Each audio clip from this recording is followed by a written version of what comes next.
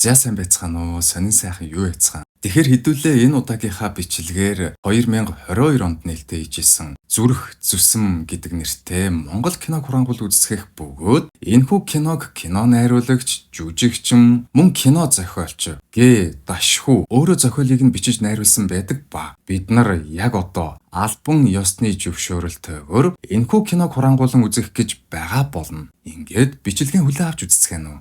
Манай энэ удаагийн бичлэг нь movie recap, review болон informational зорилготой бөгөөд олон улсын спорттой холбоотой компанитай хамтран хүргэгдэж байна. Хамтран ажиллаж буй байгууллагын талаарх дэлгэрэнгүй мэдээллийг комент хэсэгт байршуулсан тул хүсвэл комент хэсэг рүү орж үзээрэй. Мөн энэхүү контент нь зөвхөн мэдээллийн зориулалттай educational review төрлийн видео болно. Тэгэхээр кино маань эхнээсээ л гол дүрүүдийнхээ танилцуулгаар эхэлдэг бөгөөд бид нар хамгийн түрүүнд хичээлээсээ хоцорчоод сургууль руугаа яаран гүйж буй 10 жилийн сурагч Б Ану Үжингийн тоглосон Амарлан хэмээх охинтой танилцдаг. Үүний дараа киноны син солигдож дараагийн гол дүр болох TikTok, Facebook, Instagram яваад утган жаргалын тоглосон Цингүүн гэдэг нэртэй сурагчуудтай танилцдаг. Ба Амарлан яарчгүй үедээ Цингүүнийг мөрлөөд цагаа газар унгаадаг түүнийгээ анзааралгүй сургууль руугаа яаран урдаг. Харин Цингүүн Амарлангийн цагийг газраас аваад араас нь сургууль руугаа орж иртэл сургуулийнх нь нүдэнд жижүүр хийж байсан сурагчид хоцорсон сурагчдын нэрс болон ангийг нь бүртгэж байдаг ба. Үүнтэй зэрэгцэн Монгол улсын гавьяач жүжигчин Аюур зааны цэгмэдийн тоглосон бүр буюу сургуулийнх нь захирал хурч ирээд Амарланг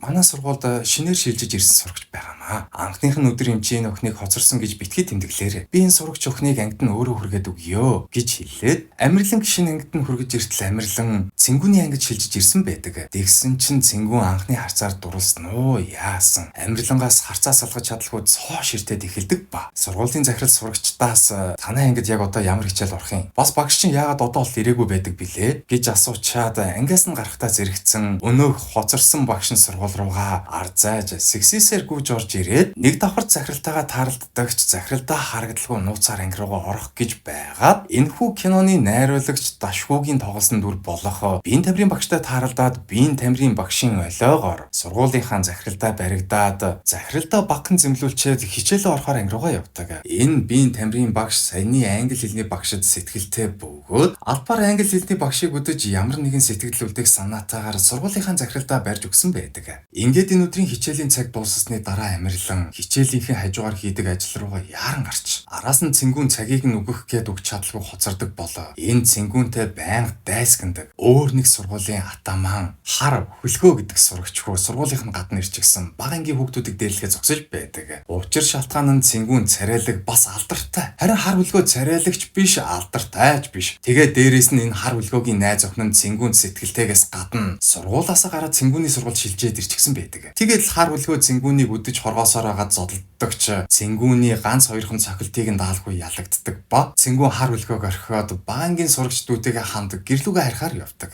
Харин Амарлан маань ажил руугаа яаран явж байтал манай киноны дахин нэг гол дүр болох Б хүрэл болтын тоглосон Эрхэс хэмээх нэртэй мотото залуу хурч ирээд Амарланг сундлаад суучих би чамайг ажил руу чинь хүргээд өгье. Үгүй бол чи ажилласаа хоцрох нь байна гэж хэлээд мотон дээрээ сундлаад ажилд нь хүргэж өгдөг ба. Энэ Эрхэс холимог талаанаар хичээлэлдэг бас мөнгө хүлэгч хийдэг нэлээд эвгүй гарын залуу бөгөөд Амарлан Эрхэст үнэн голоосоо дургуйч байнга ирээд байдаг болохоор нь яалтчгүй Эрхэстэй харьцахаас өөр сонголтгүй болсон байдаг. Амарлан маань өмнө нь ээжийнхээ хагалгааны төлбөрт зориулаад мөнгө хүлэгчдээс 10 сая төгрөгийг сар бүрийн 20% хүүтэйгээр зээлж авсан байдаг ба. Харамсалтай нь ээжийнх нь хагалгаа амжилтгүй болж энэ хорвоо дээр гав ганцаархан үлдсэн байхаас гадна сар бүр 2 сая төгрөгийн хүүг мөнгө хүлэгчдэд тогтмол төлж арайхийн амьдардаг болсон байдаг. Харин Эрхэс бол Амарланд 10 сая төгрөгөө зээлчээд сар бүр 2 сая төгрөгөө татаж суудаг нэлээ эвгүй мөнгө хүлэгчийн төрсөн дүүн бөгөөд төдийгөөс өдий болтол Амарланд туслах гэж хамгаалж чадлаараа хичээж яваа. Амарланд сэтгэлтэй залуу. Тэгээд Эрхэс Амарланд чи цалингаа тэр чигтэн зээсэн мөнгөнийхөө хүнд л өгөөд байна шүү дээ. Цаашид яг яаж амьдрах гээд байгаа. Би чамд тусалмаар чи намайг ойлгооч дээ. Надад хадгалсан мөнгө байгаа. Чи надаас тэр мөнгийг авчаач дээ гэж хэлсэн чи Амарлан чиний наад гаргаад байгаа сэтгэлд ч баярлалаа. Гэхдээ надад чиний мөнгө хэрэг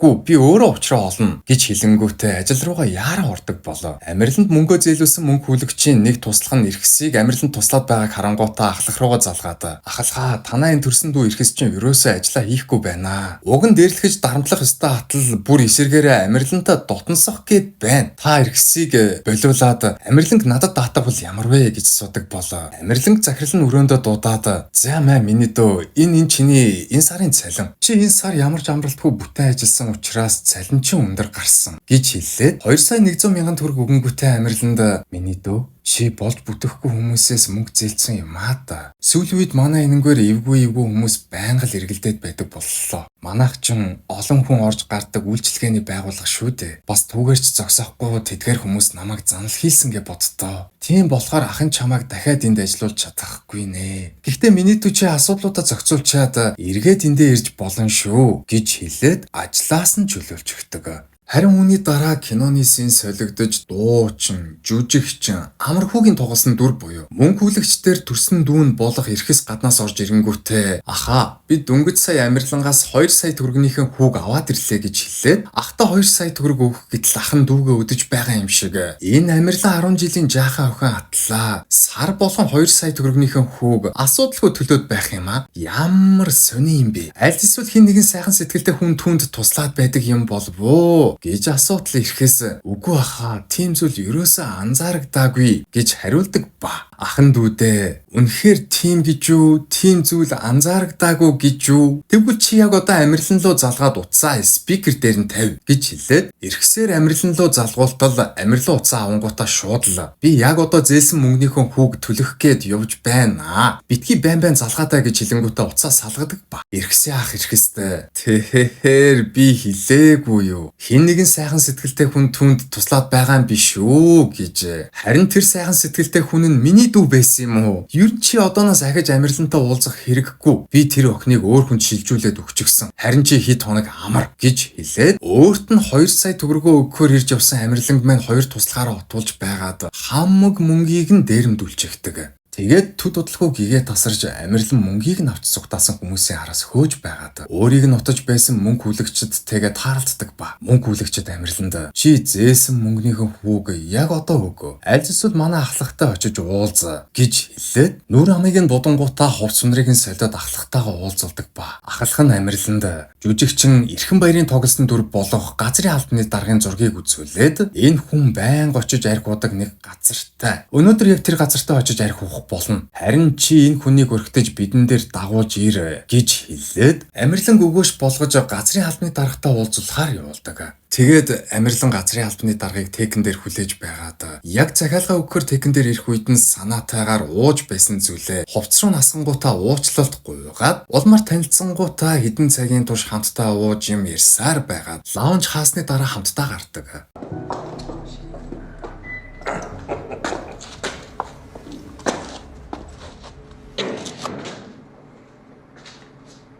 Нар дуцаа болов. Бичлэг болов. Бодороош.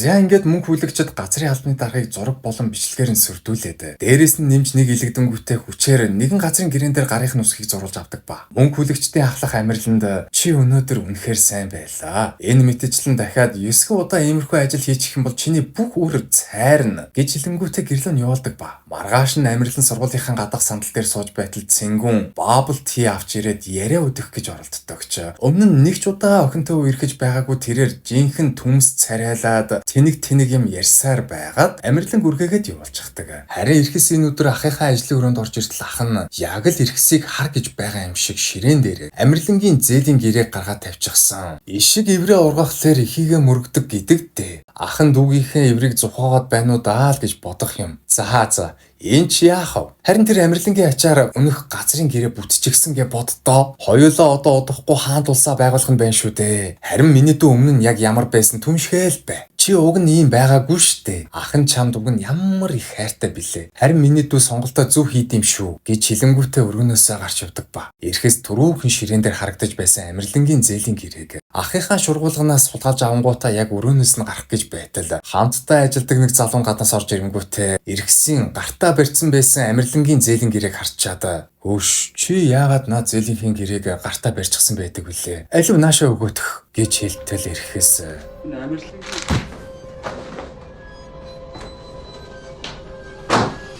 ингээд ирэхсийг өөрөөс нь урвсанд дургуутсан ах нь дүүгээ нэг сайтар гихчин сургаж өгөхөөр шийдэнгүүтээ хүмүүсээ дагуулад араас нь гардаг ба. Шөнө ирэхээс амирланг дуудаж уулзсангуудаа ахаас нь мөнгө зээлгүйдээ байгуулсан зээлийнх нь гэрээг гаргаж ирээд хэрвээ энэ гэрээ байхгүй болчихвол юм бол чи хиндэж өргөө болно гэсэн үг. Бас дээрэс нь чиний цалинг манай ахын хүмүүс булааж зүгтаасан байна лээ гэж хэлэнгүүтээ дээрэмдүүлсэн 2 сая 100 мянган төгрөгийг нь буцааж өгөөд зээлийнх нь гэрээг шатааж эхэлдэг. Ба яг энэ үед нь амирлангийн ангийн сурагч хөө нөгөө цэнгүүний найз тэнж явж байгаад амирланг ирэхстэй хамт байгааг харангуйтаа цэнгүүний өмнөөс нь хардаад тэр доороо цэнгүүн рүү залгаад байгаа газар лугаа дууддаг.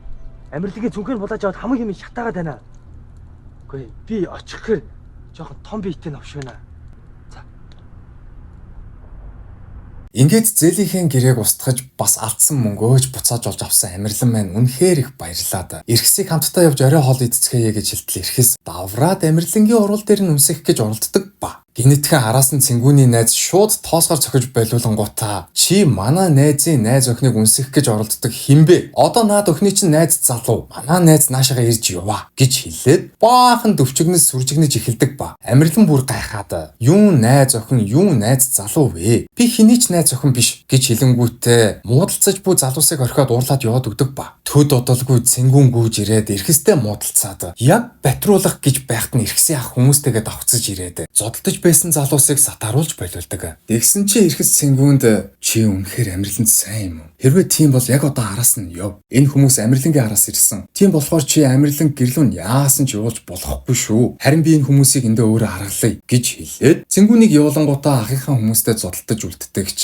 хүний олон тоонд нь дийлдээд хөдөлж чадхааргүй болтлоо зодуулдаг. Тэгсэн чи эрхсийн ах нь эрхэст би зүгээр чамайг туршиж үзсэн юм аа. Чи өөрийнхөө хулгайлсан гэрээг жинхэнэ гэж бодсон уу аа? Тэр гэрээ чинь зүгээр л хуулбар гэрээ байсан байхгүй юу да. Муу малыг болдгсон бол жинхнээсээ алчих юмсан гэж хэлчээд хөдөлж чадхааргүй болтлоо зодуулсан дүүгээ зам дээр хайчаад яваадагдаг. Харин цэнгүү амирлангийн араас таксигаар гүйцэж ирэнгүүтээ эргэсэн хэлснээр гэрлүүн явуулахгүй тулд хоёулаа болцъё гэж гуйгаад цэцэрлэгт хүрээлэнгээр дагуулад хөөхөн юм яриад алхаж явтал гадаа салхилж явсан цэнгүүний аав манай хоёртой тааралдангуудаа цэнгүүнээ миний хүү одоо л ирж байгаа юм уу? Гэртээ орж хоолоо идэ гэж хэлдэг ба. Амирлан цэнгүүнд өө танах энд байдаг байсан юм уу? Чи чинь бүр надаар гэртээ хөргүүлээд ирчихсэн байна штэ. За орж хоолоо ид гэж хэлтэл цэнгүүний аав амирланд миний охин ч гэсэн манай гэрт орж хамтдаа хоол идэ гэж хэлээд гэртүүгээ дагуулад орчихдог. Тэгээд амирлан цэнгүүний аав ээж болон дүүтэй нь хамт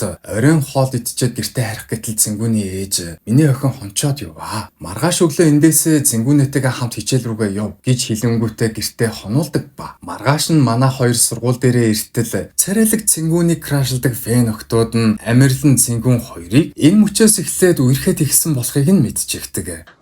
Октоо бид нар бага алдчихлаа. Кинон дээр гардаг шиг хүснээ алуурчин Монгол байдаг болоо. Хідүүлээ хүүхдийн мөнгөө цуглуулж байгаа. Тэгээд шууд явъя. Яа.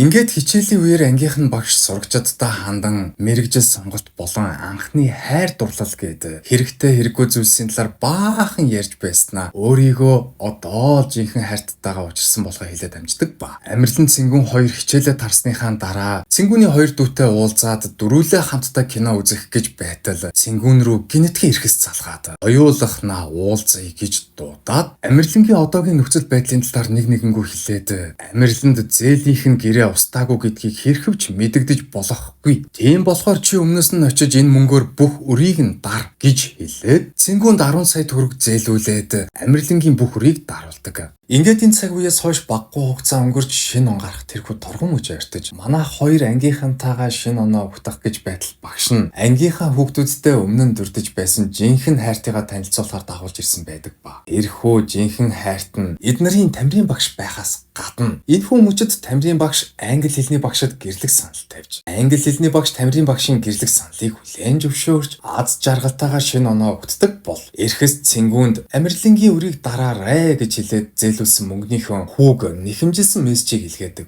ба нэгсэндээ цэнгүү амирлангийн төлөө өөрийгөө золиослоод оронд нь өртөө болж үлдснээр энэхүү кино төгсдөг байгаа. Гэхдээ энэхүү кино маань to be continued гэж төгсдөг учраас та нар маань дараагийнх нь ангийг заавал кино театраас үл авч үзсгээр мөн манай суугт итгэл үзүүлж энэхүү бүтээлээ хурангуулж яриулсан уран бүтээлчд болон найруулагч Дашхүүдээ талархал илэрхийлж уран бүтээлийн өндрөөс өндөр амжилтыг хүсье. Чамайг сансан